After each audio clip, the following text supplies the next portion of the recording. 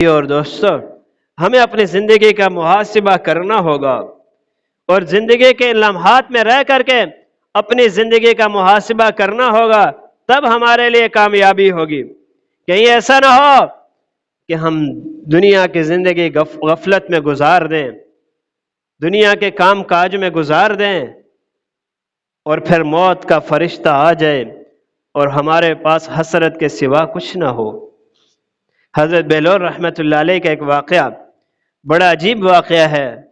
بڑے اللہ والے تھے، بڑے نیک انسان تھے، دنیا والے ان کو مجنون کہا کرتے تھے،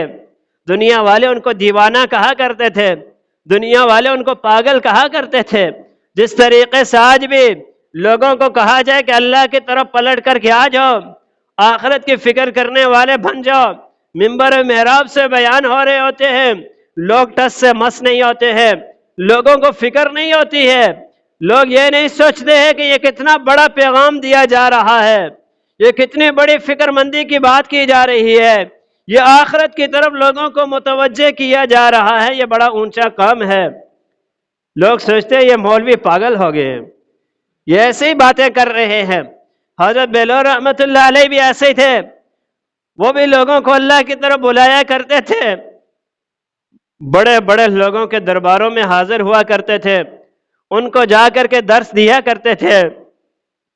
ایک موقع پر حضرت بہلول رحمۃ اللہ علیہ بازار کی طرف سے واپس آ رہے، بڑے رنجیدہ ہیں، بڑے غم زدہ ہیں،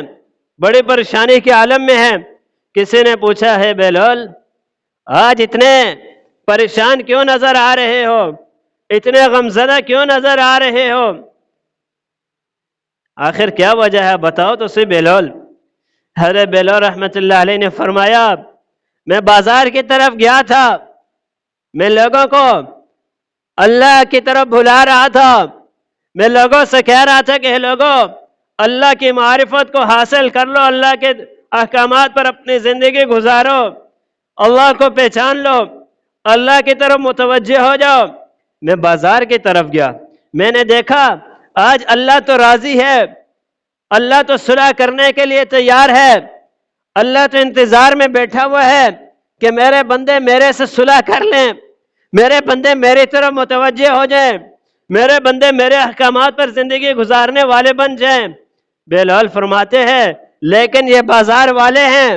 بازار والے ٹس سے مس نہیں ہو رہے ہیں، یہ کھیتی باڑی والے ہیں، یہ ٹس سے مس نہیں ہو رہے ہیں، یہ کام کاج والے ہیں، ان کو اللہ کی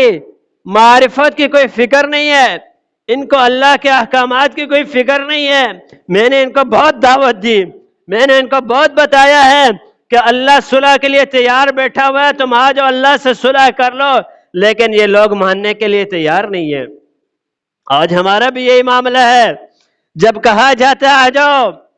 اللہ صلح کے لیے تیار بیٹھا ہے، رات کی تاریکیوں میں اٹھ کر کے اللہ کے سامنے آنسو بہاؤ، اللہ کے سامنے ہاتھ پھیلاؤ، اللہ کے سامنے اپنے گناہوں کی معافی مانگو، اللہ کو راضی کرنے کی کوشش کرو۔ آج اللہ ساتوں آسمان کے دروازے کھول کر کے رات کی تاریکی میں اپنے ایک ایک بندے کا انتظار کرتا ہے کہ میرا بندہ شاید میری طرف متوجہ ہو جائے، شاید میرے سامنے ہاتھ پھیلانے والا بن جائے،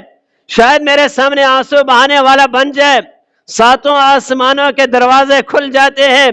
اللہ جو ہے آسمان دنیا کی طرف اور زمین والوں کی طرف متوجہ ہو کر کے کہتا ہے، کیا کوئی ہے اپنے گناہوں کی معافی مانگنے والا جس کو میں معاف کروں؟ کون سا بادشاہ، اتنا بڑا بادشاہ جو بادشاہوں کا بادشاہ اللہ ہے، جس نے مجھے اور آپ کو پیدا کیا ہے، وہ اللہ رات کی تاریکیوں میں جب ہم گناہوں میں لت پت ہوتے ہیں، اللہ کی نافرمانیوں میں لت پت ہوتے ہیں اور اپنے جو ہے مستیوں میں لگے ہوئے ہوتے ہیں، جب آرام کر رہے ہوتے ہیں، اس وقت وہ اللہ ہماری طرف متوجہ ہوتا ہے اور متوجہ ہو کر کے کہتا ہے، حل من مستغفرین، کیا کوئی ہے گناہوں کی معافی مانگنے والا جس کو میں معاف کر دوں؟